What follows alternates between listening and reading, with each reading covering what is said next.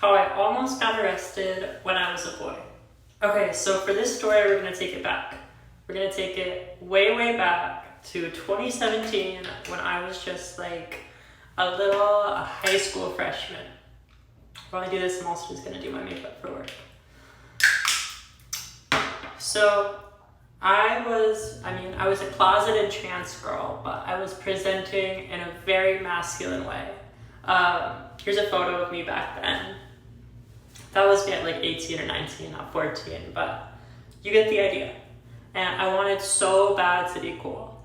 And so what was all the rage back then was, and I'm gonna change the first letter for the sake of monetization, but was capes. Everybody was into capes, you know, there were like the mango capes and the pods and the pools, you know, all that stuff. I hope you take a second to think of what I'm talking about. So I got really into them. I realized you could just order them online, and I did. And I would get all these little devices and all the juices, and I was like really into it, and I felt so cool. Like I felt like I was like a little king of the world at the time.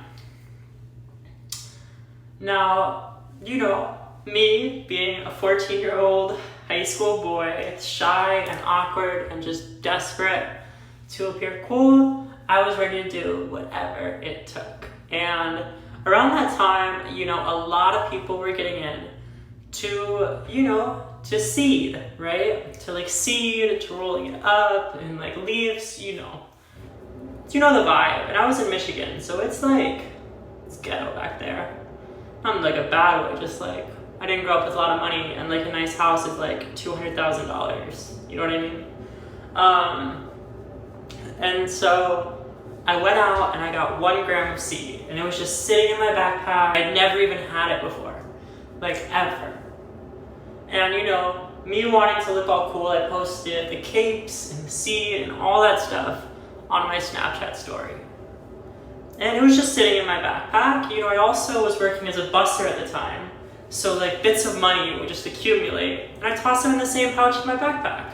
I just had like one little backpack pouch for everything. So then came the dreadful day, the day of reckoning. And on this day, what started happening is a lot of kids started getting called into the office. I didn't know what was going on at the time. No idea. But I knew something was going on, because a lot of people were getting called to the office and a lot of people were getting suspended all on the same day. And not only that, but police were in the building.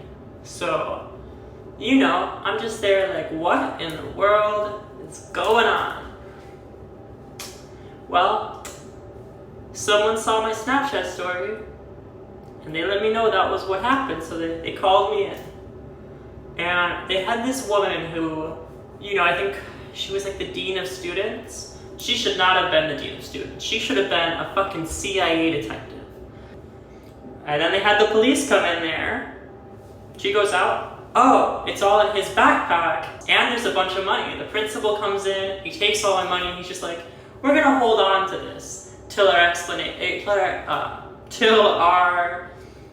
little search is done, you know? Now, mind you, skipping ahead a little here, I never got that money back. They didn't give that money to the police. The principal just took my fucking money, dude. Like, what in the world, you know?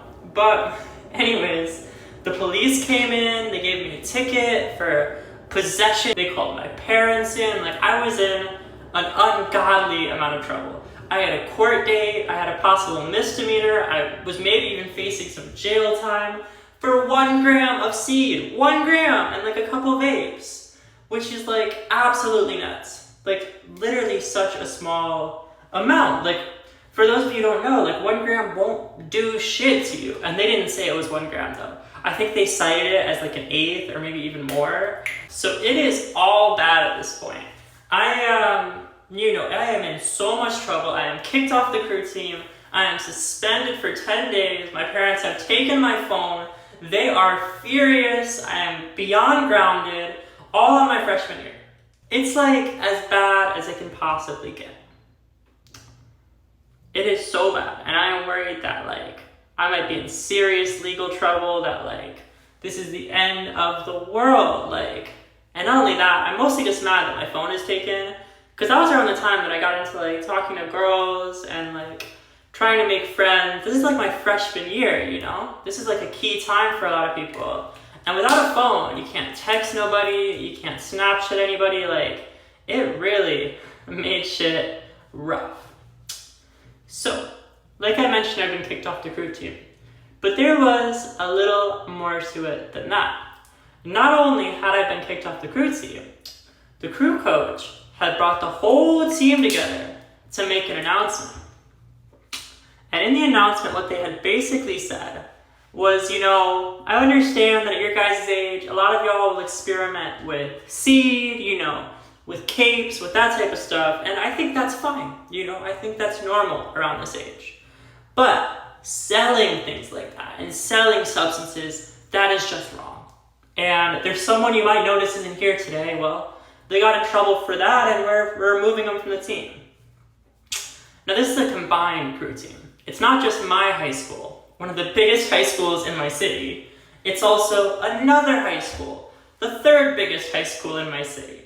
So suddenly, among my high school and the other biggest high school, I become known as a motherfucking dealer. Like me, like, oh my God. Now, to be fair, at the time, honestly, this didn't piss me off that much. Like, in the effort to look cool, that was about as good as it got. Like, nah, like, girls like me for that. That actually wasn't so bad. But meanwhile, with all the legal shit, so I had to negotiate a situation where I wasn't going to get in permanent legal trouble. Now there is the saying, you know, under 16 comes out clean. In certain states, under 18 comes out clean. Back home, under 16 comes out clean. So what I was able to do is go to like this kind of drug rehab course, okay? Now mind you, I had never smoked seed before in my life, like not once. And suddenly they're sending little me to rehab. Like not really rehab, I guess that's the wrong way to put it, but basically once a week for 8 weeks, I go in here and we meet as a group and we talk about our roses and our thorns and just, you know, the reasons that we're never gonna do the things we're doing again, just craziness, you know? Just so wild. And there was a bunch of really cool guys in there. Every once in a while a girl came in, like, they were super cool. And you know what? They really liked seed. And hearing how much they liked it, actually at the time, it made me decide, you know what? I should give this stuff a go. If it weren't for that, I probably never would have again after that whole ordeal. But they made it sound really, really good. And I was just like, you know what? They all like it a lot. This stuff must be alright. It must be alright. So that got me into it. It was actually a fun group, really nice kids. It was great. Now, the reputation of being a dealer lasted me for years in high school.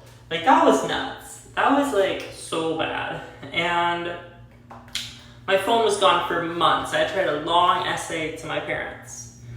But that was one of the wildest stories of my high school experience. The makeup looks a lot better than it looks on the screen, so let me turn some lights on. See if I can give you a good view of it here. Let me step in a better lighting. Here's how it actually looks. I'm gonna clean it up. But yeah, I hope you enjoyed this little story. I know it's a lot different than my past videos. But if you enjoyed the story time, leave a like, comment, subscribe, follow my Insta, all that jazz. And I will see you in the next video. Bye. Love you.